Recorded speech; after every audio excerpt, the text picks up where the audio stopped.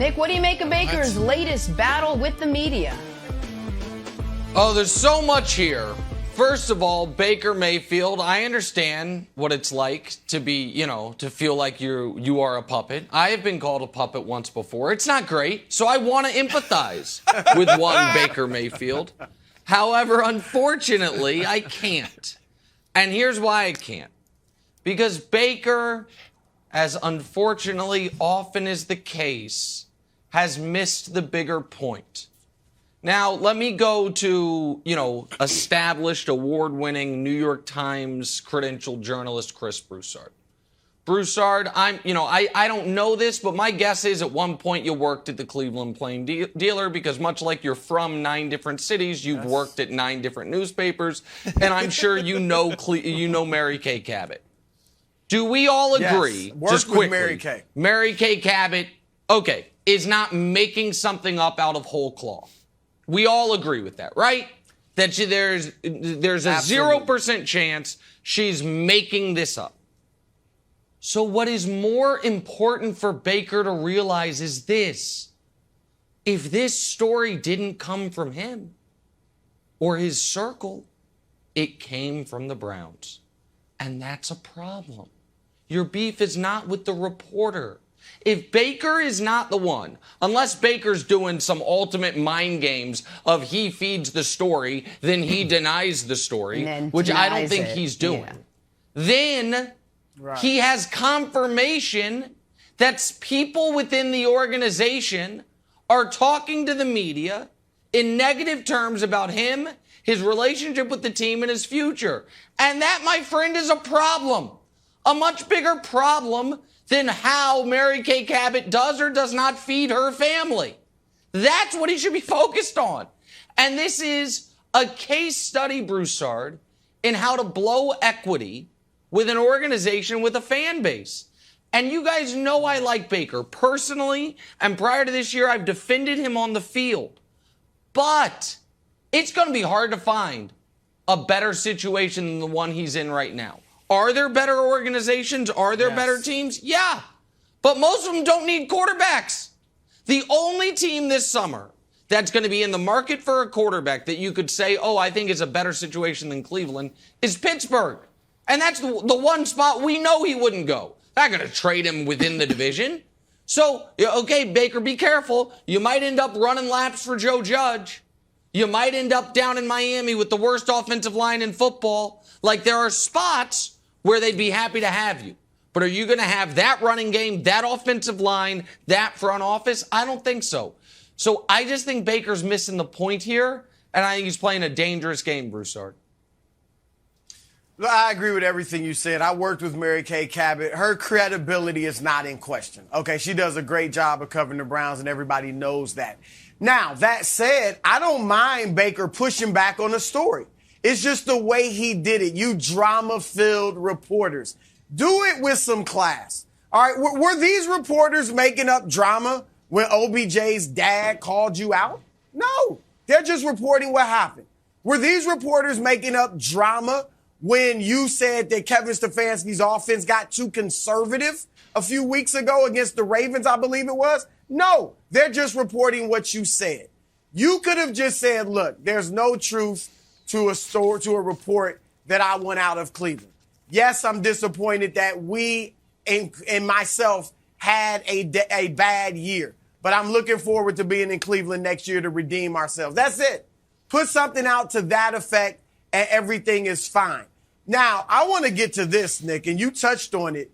To me, the notion that if things aren't straightened out, if Baker Mayfield is not told that, things will be much better next year, that's what the report said, then he will ask for a trade.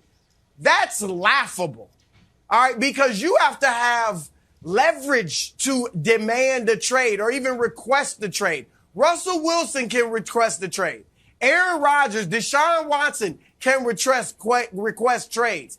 Baker Mayfield at this point, when you are in the bottom, 5, 10 of starting quarterbacks in virtually every category this season, you cannot even think about requesting a trade.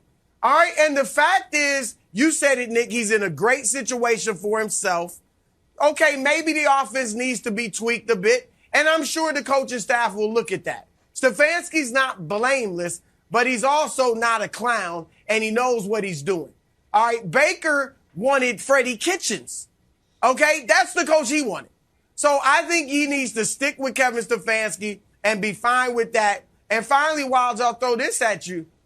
Baker needs to look in the mirror and realize that, wow, Jarvis Landry was a Pro Bowl receiver, and he had a down year.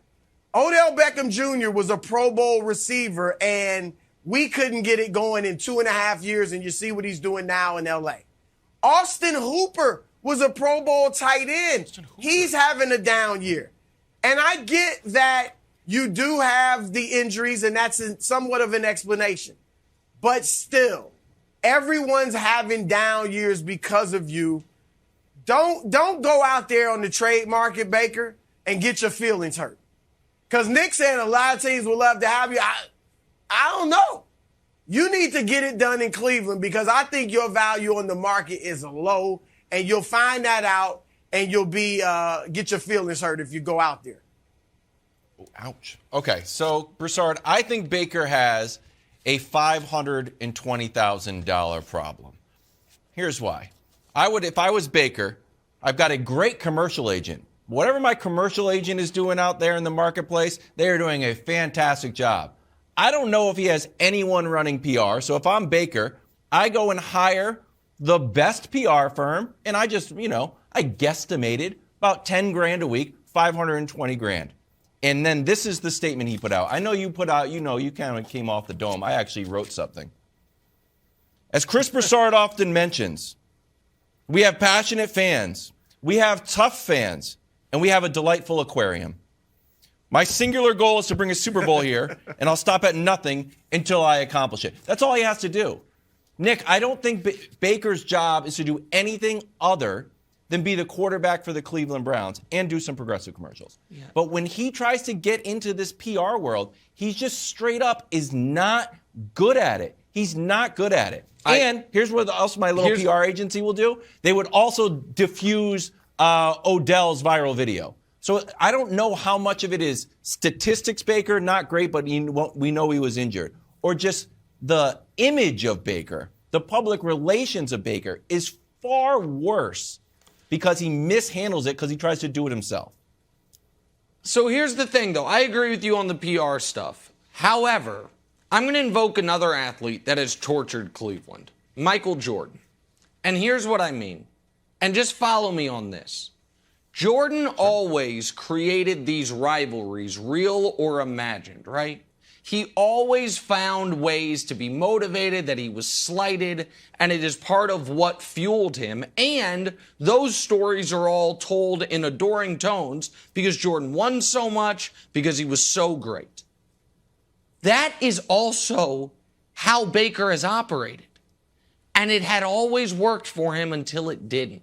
Yes. So when he was at Oklahoma, he's out there, angry at KU, the University of Kansas, one of the worst D1 football programs of the last 20 years. Since Aqib Talib and Mark Mangino walked out of that stadium, they've been awful every year. And he's planting flags and he's doing all this stuff because he needs that edge. He embraced and leaned into, of all the media members to start a beef with or to engage with, the guy who does 3 hours essentially by himself into a microphone with one of the biggest audiences in the world, not great. Then in Cleveland, the guy with the biggest microphone, he writes stuff and he has a daily radio show. Tony Grossi, I'm coming at you. And it all works if you're succeeding. But as soon as you start failing, it looks stupid. And the reason I brought up Jordan is if Jordan's career went sideways and was terrible for a few years, I don't think he would have changed his MO. I don't think he would have stopped with the rivalries and it just wouldn't have been, the story would have looked different. This is how Baker operates. And when you've operated a certain way, and it's always worked, it's gotten you Heisman, it's gotten you #1 pick of the draft, it's gotten you the best rookie season, one of them ever. You're not going to be able to change midstream even when you need to. And so, Wilds, I understand what you're saying, but I don't think it's realistic. I don't think it's something he's able to do. And right now he's dealing with the negative side of that. Thanks for watching. Subscribe here to get the latest from the show. Also, be sure to check out more of the best clips from First Things First, or go watch a few segments from our other shows on FS1.